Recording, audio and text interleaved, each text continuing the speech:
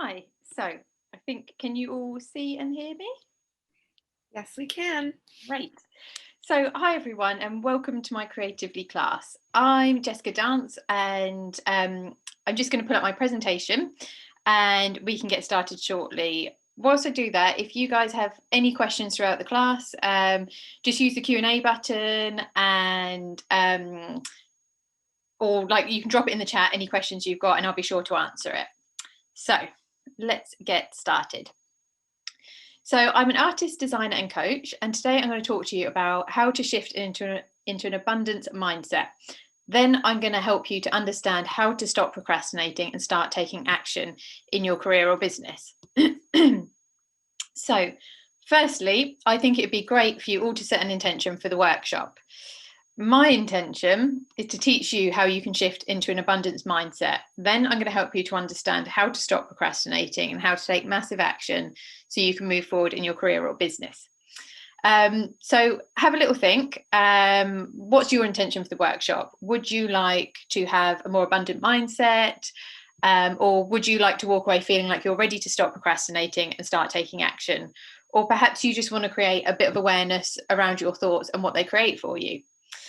So I'll give you a couple of minutes just to, I'll just give you a moment to think about that. You can write it down if you want to, or just come up with it in your head. Hey, Jess. I also invite everyone, if you'd like to go ahead and drop your intention, if you'd like to share with everyone else, you're welcome to put it into the chat as well. Yeah, that's a great idea. And then we could all look at, what we're all thinking. So great. Okay, so I'll give you a super quick intro so you can learn a bit about me and my background, and I'll explain a bit about how coaching works and how coaching can help you. So, if Lizzie, if you could pull up my website, and then just you guys can have a little look at some of my past projects. So I worked in the creative industry for 12 years, and I still work in the creative industry. I've worked for the likes of Christian Louboutin, Selfridges, Vogue, Liberty, Volkswagen, and I've been featured in publications such as Vogue and Stylist, GQ, and Vanity Fair. So I've been able to work on some amazing projects over the years, and I've really, really enjoyed it. But also, I got to a point where I loved my work, but then suddenly I just didn't feel satisfied anymore. I just found myself always stressing about jobs and clients and payments, and I just generally felt pretty lost. I was always working. I ended up doing like crazy hours, and I was always chasing goals and like clients. And even when I got those goals or the client that I wanted to work with, I still didn't feel great when I achieved the goal. So I felt like I was constantly chasing happiness, but never quite actually grasping it. So I was functioning and I was still working, but I was no longer excited about work or just life in general. And overall, I'd say I just felt pretty unfulfilled. So when I was feeling lost, I really started to believe that there was something fundamentally wrong with me. So as you do, or as I do, I went on like a quest, my self-help search, which was when I found a podcast about life coaching. As soon as I started listening to this podcast, I was totally hooked. The thing that changed everything for me when I learned, when I started listening to this podcast, was when I learned about the self-coaching model. So I didn't come up with the model. I learned this from the life coach school. So the model is a great tool that shows us how, when we think a thought, it triggers a feeling, which then drives our actions and creates our results. So basically, if we can change our thinking, we can change our lives. So the idea of the model is it's to help you understand why you have the results you currently have in your life. It doesn't solve or fix problems, it reveals them. So to break it down further, this is what the model looks like. So and I'll give you an example after this to give you a bit of context. So on our top line of our model, we have a circumstance, which is a neutral data point, something that's happened in the world, something that we all agree on, which is fact. And that always goes in our top line. And beneath that, we have a thought. So an optional phrase in one's mind about a circumstance, and that can cause all of our feelings. So we have a thought about that circumstance. Then a feeling, So our thought creates a feeling. So a one-word description of a vibration in the body that's created by a thought that fuels all action or inaction. And then we have our action, something we do that creates a result and is driven by a feeling. It can also be inaction. And then our result. So the effect of our actions or inactions, and always the evidence of our original thought. So, in short, and to simplify it, if we're not thinking helpful thoughts, we're not going to get helpful results, because it's all starting with a thought. So we have a thought about the circumstance, and then our feeling, action, and result. So the model shows us that everything starts with a thought. And if we can create more awareness around our thinking and what it creates for us when we start consciously deciding whether we want to keep thinking a thought or if a thought is serving us. So keep the model in mind during this workshop. Keep the model in mind throughout the workshop, because the whole idea of it is we get to consciously decide what we're thinking, and often we don't even realize that we're just on autopilot. So just to give you a bit of context, I'm going to give you an example of a model just so you can see how it works. So in our circumstance line, I've used the example of creating a new website. So it's completely neutral. It is just a website that is being created. My thought about it, I don't know where to start. When I'm thinking I don't know where to start, I feel confused. When I'm feeling confused, I procrastinate. I pick up my phone, I check Instagram, I message friends on WhatsApp, I go back to Instagram, I go make a cup of tea, tell myself I'm behind schedule and I'm running out of time. So the result of all of that is I don't make a start. So then I've just reinforced that thought of I don't know where to start. So we'll look at this a bit more as we go out, but that's throughout, but hopefully that makes sense of how our thoughts are creating everything for us. Okay, so let's get on to talking about life and work in the post-pandemic landscape. So a lot of us, for a lot of us in our working landscape, looks pretty different post-pandemic because we're all finding new ways to work. So some of us have founded new businesses, new careers, and for some of us, our roles or how we carry out our roles have changed. Either way, many of us are navigating new ways of working, which requires us to think differently. So today we're going to look at where your head is currently at in this situation. Are you in a place of scarcity, or are you living from a place of abundance and spotting and creating opportunities? Or are you distracting yourself and delaying tasks? So today I'm going to help you get out of your own way and start taking action. So how are you looking at the world in 2021? Are you in a scarcity or abundance mindset? So for some of us, the pandemic actually opened up a whole new world of possibilities. And for others, we felt our world get smaller and a lot of fear and scarcity crept into our daily lives. Many of us felt a lot of loss, such as loss of freedom, loss of connection, loss of income, and for some of us, even loss of friends and family. So, since the pandemic, many of my clients have come to me because they feel stuck. They feel burnt out because they're trying to work all the time. They're constantly trying to fix things or get back to where they were before. And they ask me how they can return to a place of hope and excitement for the future, because right now they just feel exhausted. They feel burnt out and they just don't know how to start feeling more positive about their situation. So they believe there isn't enough time, and many, not all of them, but that is a fact that I find comes up a lot. Also, many say they're not earning as much, or they don't believe there's enough clients, or there's not enough budget. So the answer to solving this is always to look at your thinking. So these clients that I just referenced, they are stuck in a scarcity mindset. They believe there's not enough time or work or budget. But how do we get back to a place of abundance where we're focusing on possibility rather than lack?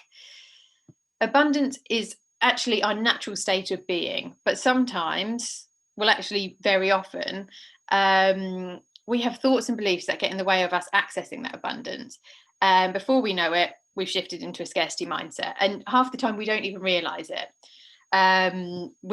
We are fully in it. So I use myself as an example. Recently a client approached me, and I'd worked with them in the past. This was on a design project, and they decided not to go ahead on a commission due to budget restraints. My mind immediately went to, well, that's it, I'm never going to get any work again. Like, so that is a good example of a scarcity mindset. Our brains are hardwired to highlight what it perceives as negative as a way of keeping as a way of keeping us safe. So I was just fully believing that is it. So the secrets to an abundance mindset is not to catch the negative thought and try and change it to a positive one. It's firstly just to be aware of the thought, and then you can decide how you'd like to think about the situation on purpose. So for me, in this instance, where the client decided not to go ahead with the job, because I coach myself every day, mostly every day, I noticed that thought and the reaction that I had and how I felt, and realized I was in a scarcity mindset. And because I'm onto myself, I was able to notice it, become aware of it. I questioned it a bit, and then I reframed it in a way that did not add to my suffering. Because I could keep believing that thought and then keep adding and adding to that and making myself just feel worse. And it doesn't actually get me anywhere. So when we're choosing new thoughts, because that's what we want to do essentially, is once we are aware, we want to choose a new thought. But we need to build that awareness of what we're currently thinking first, and that is really important. It's not just a case of thought swapping.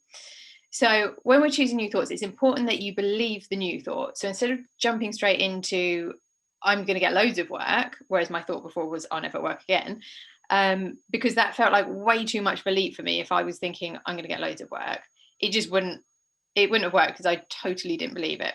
So instead, I would recommend going to what I would call a bridge thought. So something like, it is possible there will be more work.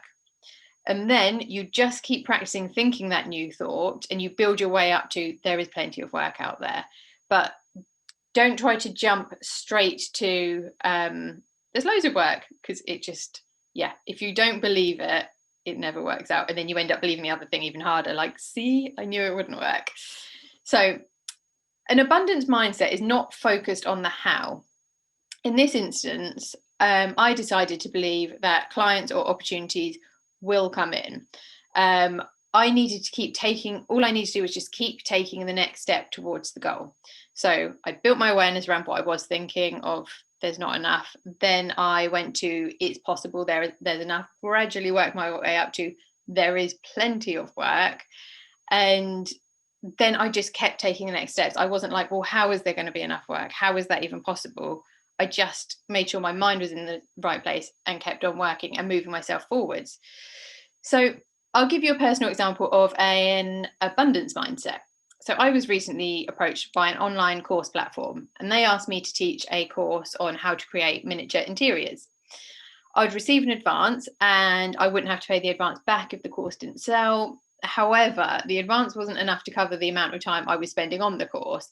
But as I was in an abundance mindset, I saw the opportunity. And rather than just saying no because there was risk, I did some research. I learned that the course platform had a social following of over 1 million followers. And I decided that even if I didn't make any more money other than the advance, the money would just come back to me in other ways due to the exposure that I'd received from creating the course. So it raised my profile significantly. And I'm not 100% because I haven't actually asked creatively. But I'm pretty sure I got this gig with Creatively because they saw my course trailer. And who knows, after this, a couple of you might sign up for my 6-week one-to-one coaching program. So this is a great way, or a great example of showing how an abundance mindset creates opportunities, and also how earning money and creating value is not linear. So we are very, we very often have beliefs running in the background every day, running in our minds, and they just go unquestioned. A belief is just a thought that you've thought many times before, and often these are really subtle. We hear something and we take it on as a belief, and this often happens in childhood. So we might hear our parents regularly saying something like, life is hard, running a business is hard, you can't make good money in the working in the creative industry, or you can't make money as an artist. So often we take these thoughts, so we've like inherited them, like we didn't consciously decide to take them on. It's just when we were children we heard them a lot. Not just necessarily just in childhood, but that's where it happens a lot. But we take these thoughts as fact, and they are just running on repeat in our minds. without us even noticing or questioning. So we have these things that so much, we've thought these things so much that they have become unconscious beliefs.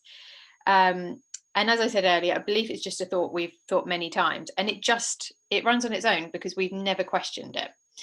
So this is an example of how our thoughts and beliefs can shift us away from our natural state of an abundance. So we want to uncover those beliefs that aren't serving us.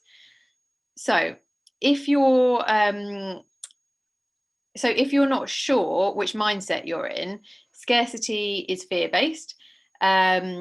When we're in a scarcity mindset, the brain is heavily geared towards avoiding loss rather than creating gain.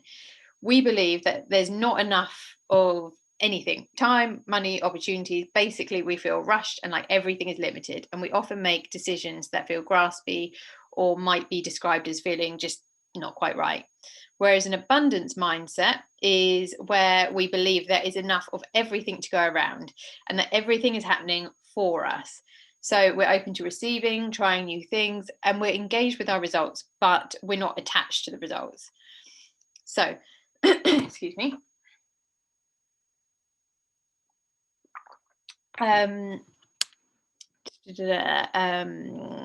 So we're engaged with our results, but we're not attached to the result. So to shift yourself from an abundance, from a scarcity mindset to an abundance mindset, the very first step, as I said earlier, is to just become aware of your thinking. Then review these conditioned thoughts based around lack. Start paying attention to your thoughts and try being the observer. So you're watching your thoughts, but you're not judging them. Are you always thinking there's not enough time and not enough money, not enough opportunities? Just try and notice them without judgment each time you have a thought like this. And this is building your awareness around what you're thinking. And there's so much power in just being aware. That's when you get to decide whether you want to continue thinking something or not. So write it down. Can you imagine there being another way you could think about the situation? That can be really helpful to let your brain go there and just consider another possibility. If you're struggling to make the shift from the scarcity to abundance, you want to ease yourself in. So I like the idea of giving both equal airtime. So, for example, when you're thinking, let's say there's not enough time, then follow it with there is enough time.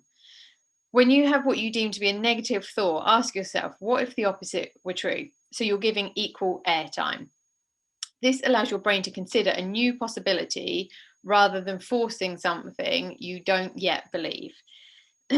So now that we have some awareness of what our thoughts are creating for us, you now have an understanding of how to shift from a scarcity to an abundance mindset. Let's look how to take action and how to move forward with your business or career. Yes, sorry to interrupt. We actually had a quick question before we shifted topics. Yeah. The first question is from Renee, Mhm. and it has to do, I think, a lot with what you were just talking about. She asked, how do I continue applying for jobs when you're terrified to get another rejection? How do you stay positive? So it's not a case of just staying positive and pushing your way through, because like what I was saying earlier, if you don't believe the thought, it doesn't work. So if you're just going, think positive, it doesn't work. So it is looking at that thought of like, what is it that fills you with terror? And it's exploring that. What am I thinking that is making me feel terror? And just looking at, okay, why am I scared of this? And sometimes we just want to accept the fact that we feel a bit afraid. Like, it doesn't have to be a problem for us. It's only a problem when it's stopping us from moving forward. So I would always say, like, what is it that you're scared of? Because we nearly always, often when we don't do things or when we give up, it's because we're scared of feeling an emotion. What's so bad about feeling fear?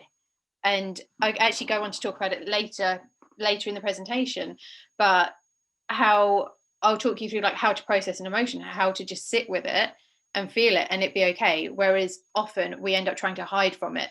So it's almost like it sounds like you're pushing through and you're still applying because you need to keep applying, but your brain is saying like, this is awful, this is dreadful. And that makes it so much harder to get a job when we're having these thoughts and when we're not feeling open and abundant. So it's looking at that and being like, okay, what is it that I'm scared of? Why am I so scared of it? Maybe some of this fear is okay. You know, how much is this serving me? Is it not serving me at all? So there's lots of things to kind of coach and question on there. But that would be my key tip, is like become aware of what is it that I'm so afraid of. Is it I'm afraid I won't be able to pay the rent? Or is it I'm afraid of being rejected? Am I afraid of feeling fear? It's like right now, you might actually be resisting feeling terror rather than just feeling it. And sometimes that makes it worse. So sometimes we just open up to it and breathe into it. But I will be going on to talk about that a bit later.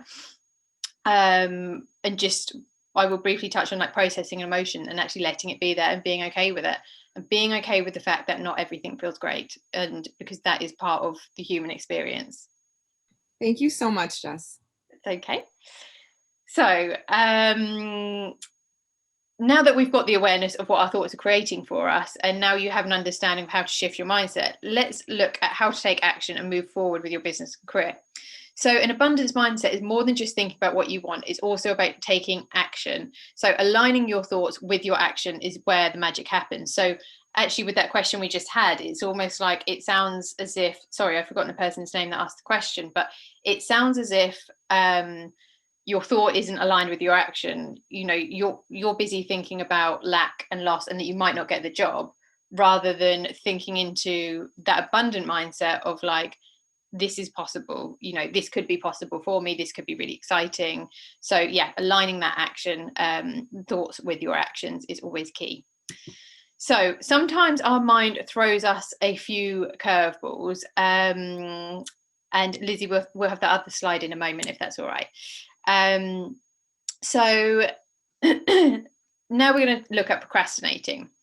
In today's modern world, we can easily lose an insane amount of time to our devices. We don't even realize how much constant distraction can affect our productivity and growth. We're constantly being sold false pleasures, and our brains love the dopamine hit that we get from those false pleasures. So our brains need direction and supervision, and that's okay. That is how they function.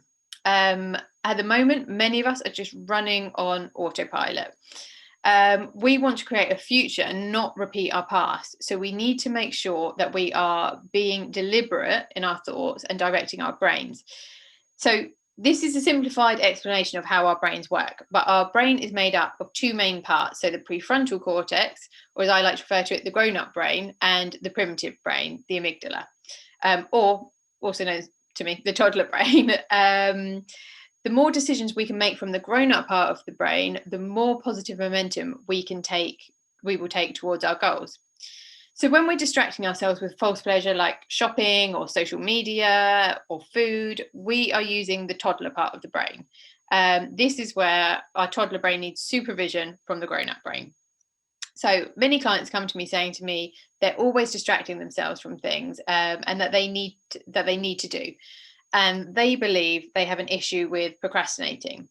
So firstly, I'm going to tell you that procrastination is what it is and exactly why we do it, because it's really, really common. So procrastination, put simply, is delaying doing something we want or need to do. And instead we carry out insignificant, trivial tasks, but our brain makes them feel super, super important at the time. So procrastination is something we do to keep ourselves from fully experiencing our lives. So to hide from reality, to procrastinate is basically to not show up and not face the music. So why do we do it? The reason we procrastinate is always because of something that we're thinking. It is a thought problem. Like most things, it comes down to our thoughts. A thought that we're having is creating an emotion for us, and we procrastinate to avoid doing something or to avoid feeling a certain way. So I'm going to go back to that model that I showed you earlier. So with the example of creating a new website and not knowing where to start, we feel confusion. So because we're uncomfortable feeling confusion, rather than just looking at our thought and wondering why we're thinking that, when we're feeling confusion, for many of us, not everybody, but for many of us, we will find something else to do. So we will pick up the phone, we'll go on Instagram, we'll eat, we'll shop, whatever it is for you. Often there's many little things that we do. Sometimes it's cleaning the house.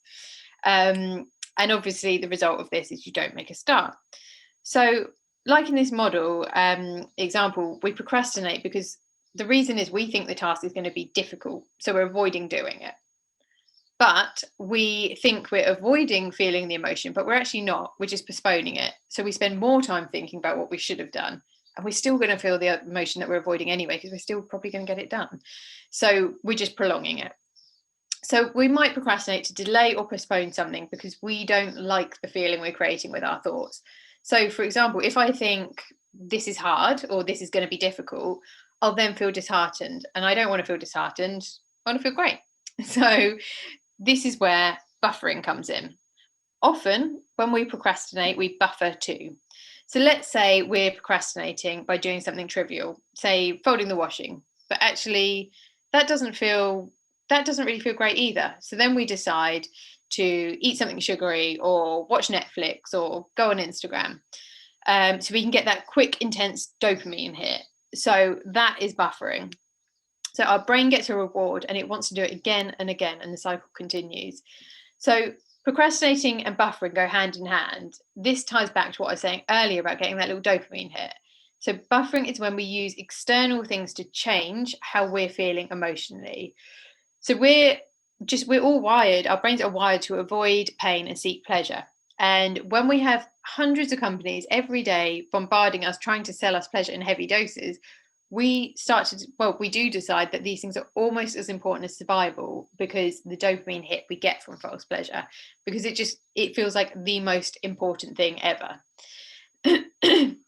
So have a think about where this could be showing up in your life. When you're procrastinating, are you also buffering?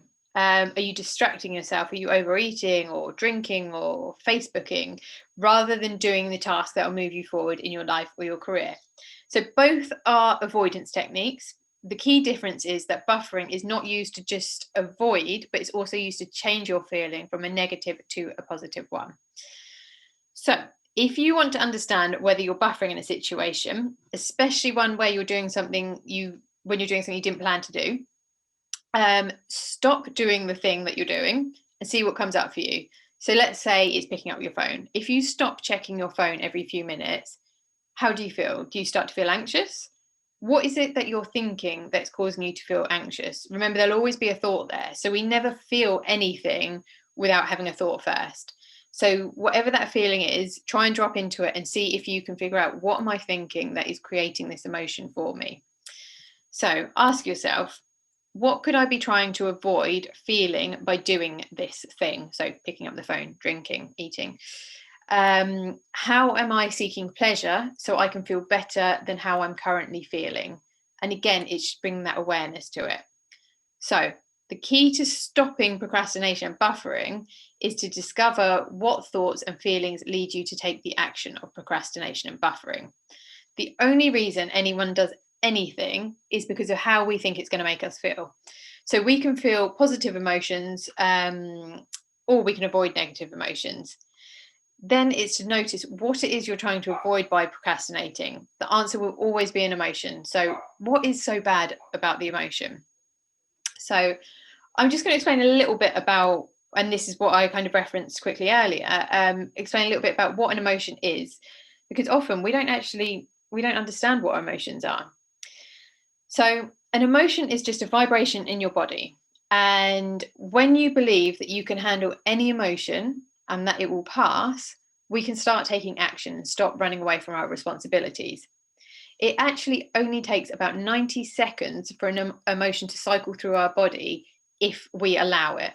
So to allow an emotion, we just need to sit with it, feel it. So we're not resisting to it and we're not reacting to it. Often I will, you can sit and close your eyes and you can imagine where it is in your body. And with clients, I often go through with them like, okay, where exactly is it? Is it moving? Is it hard? Is it soft? What shape is it? What color is it? And that can help you process an emotion as well. So we just want to kind of inspect it and just let it be there. You're not trying to change it, you're just letting it be there. But often we just try and avoid our emotions, and it goes on for so much longer because we're resisting feeling them. So most of you will want to know how to change this behavior, and you're thinking, how do I stop buffering or procrastinating?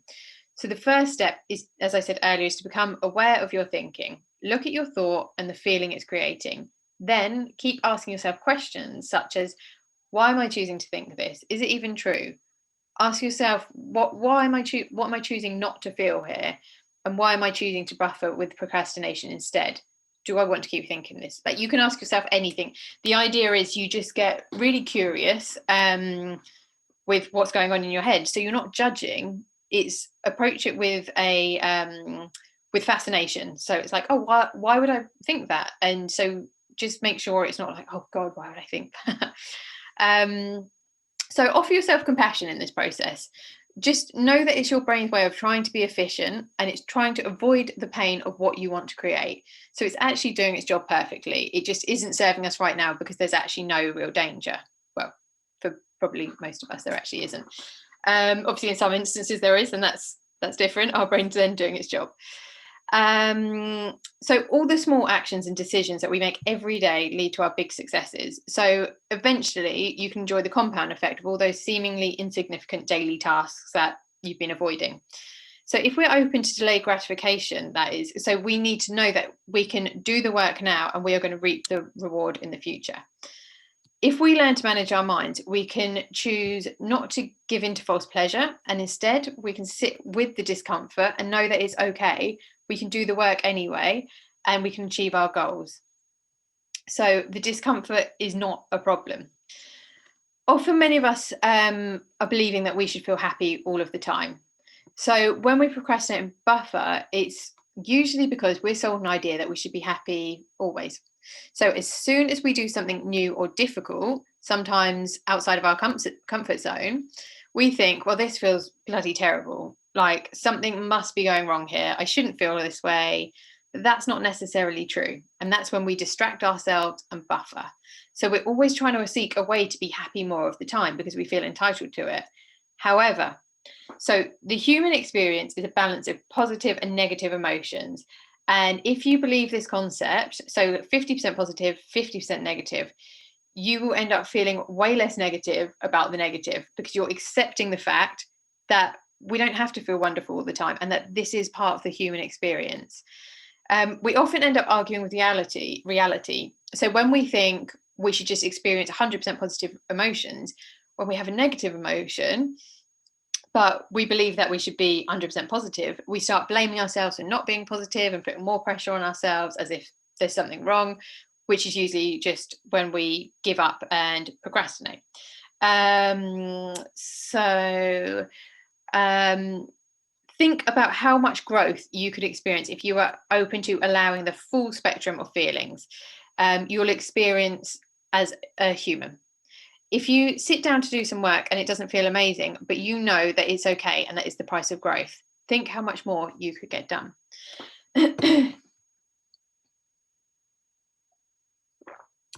So next we're going to move on to massive action, and so consuming versus creating. So once we have gained an awareness around our thinking and the reasons that we've been procrastinating, we can then consciously decide to stop procrastinating and buffering. We can choose to consume less and create more.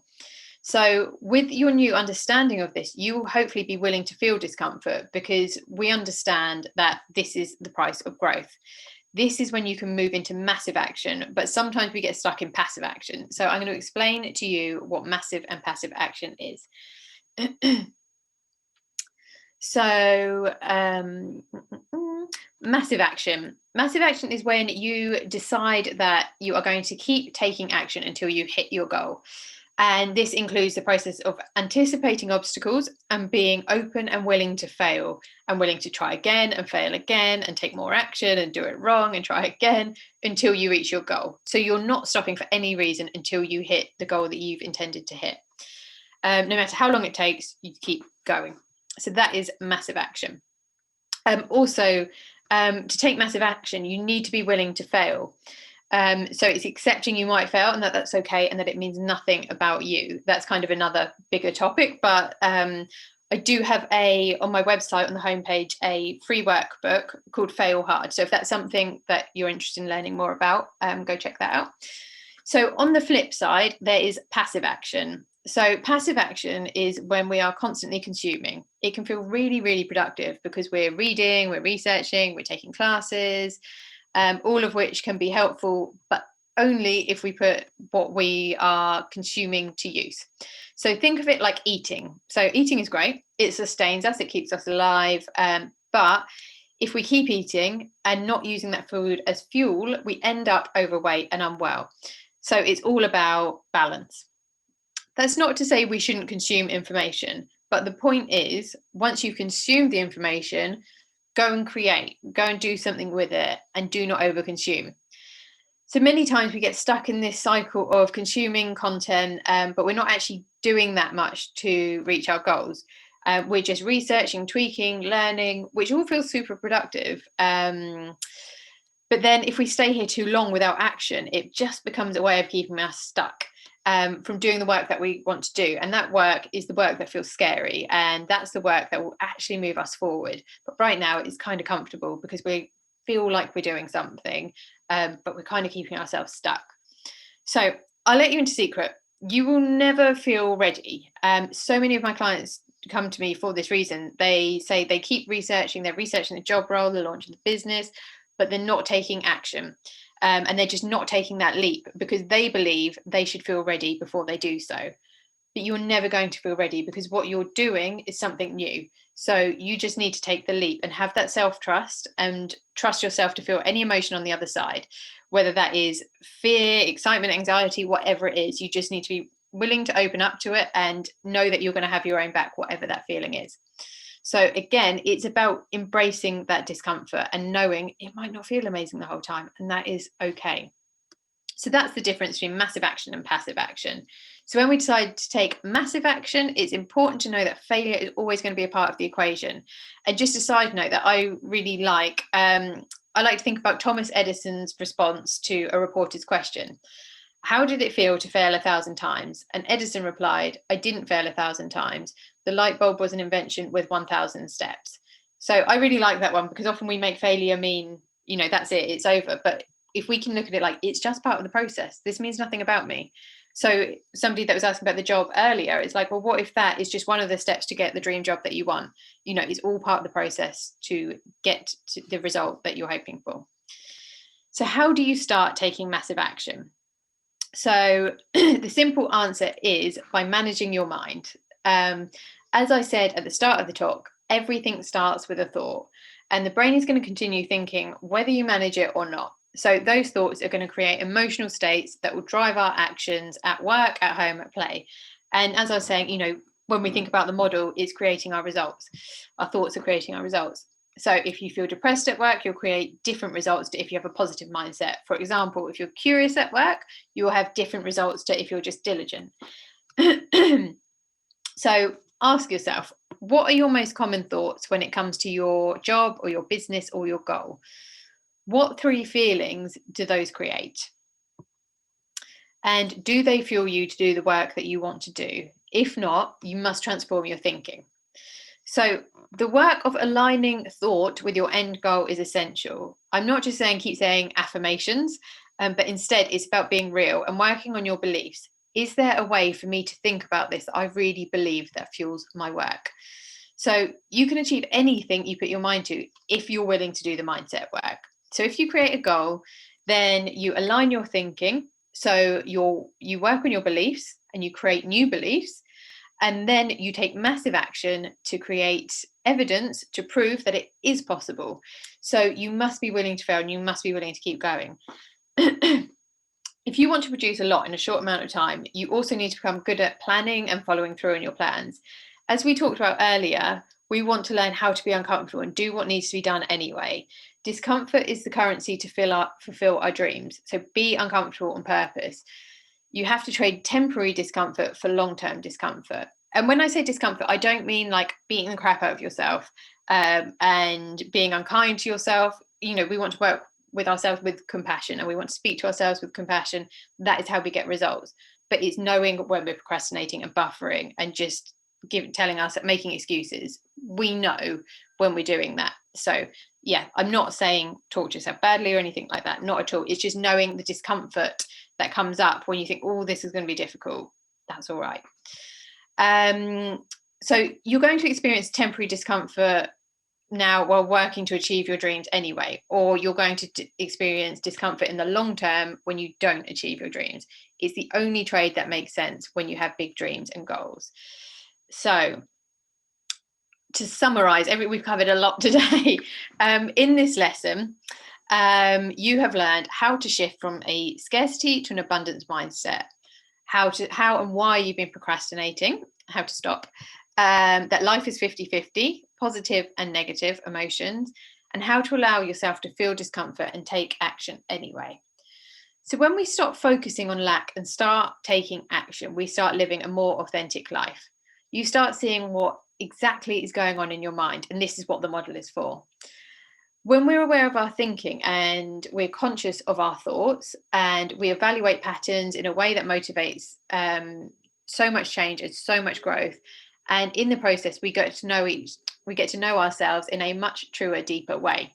So doing the mindset work is like walking into your studio and turning the lights on and seeing it's total bloody mess.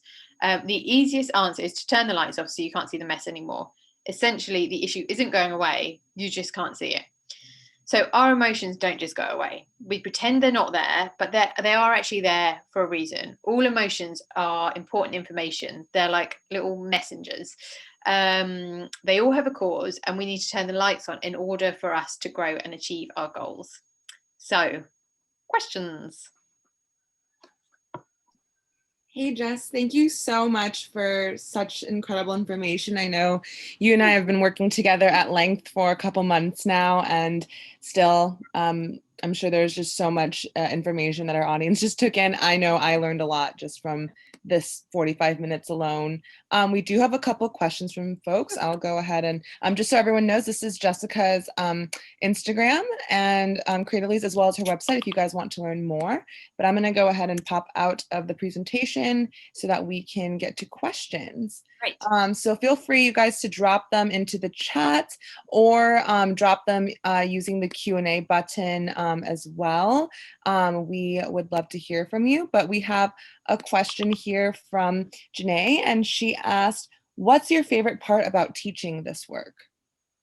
My favorite part is probably when people, I think, is actually teaching the model, because so many people don't know that their thoughts create their feelings. And I know what it was like for me when I learned it, and I was like, whoa. Like when I trained, I mean, when I started listening to the podcast that I was talking about earlier, I was like, whoa, like, why did I not know this sooner? And that's when I decided to train to be a coach, because of all the stuff I came up against.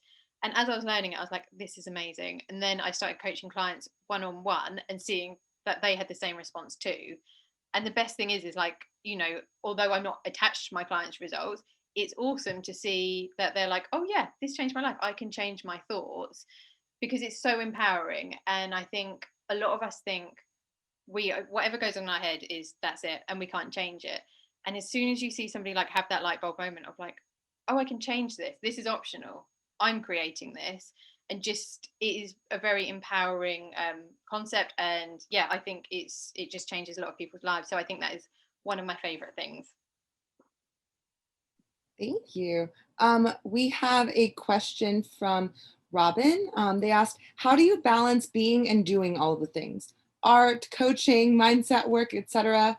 And also hone your messaging so that it's not confusing for people who see that you do so many different things. Yeah, I just decide that it's not confusing. Like as soon as I decide that it's not confusing, I mean, I definitely had some mind drama when I started doing both.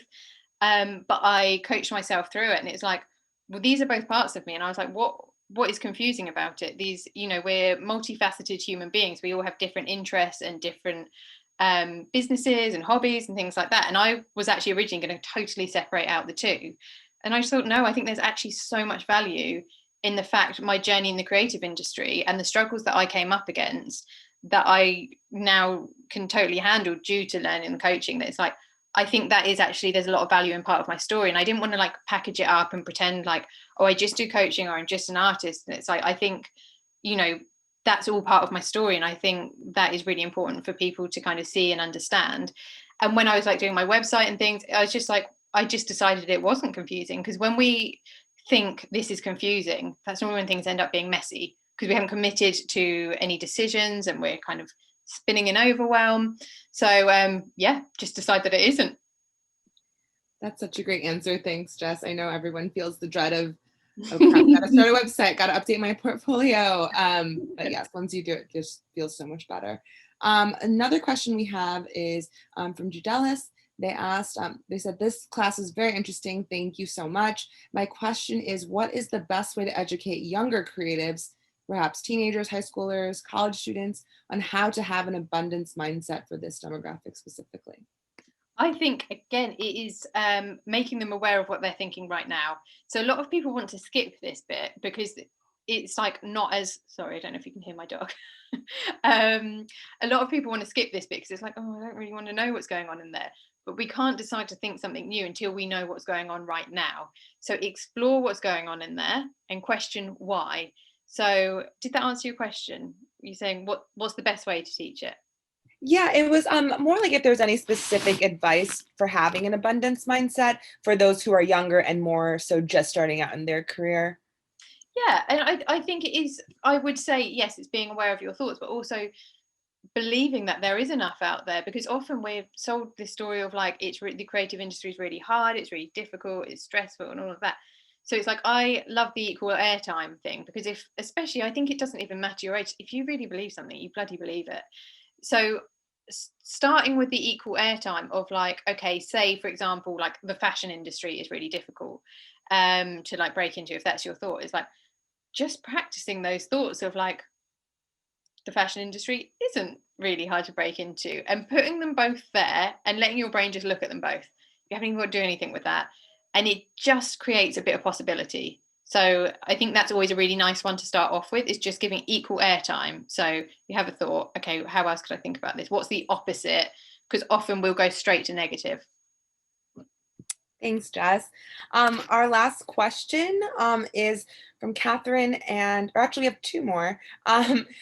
Our second to last question is, do you have any recommendations on how to hold yourself accountable when creating a healthy balance between consuming new information and taking action?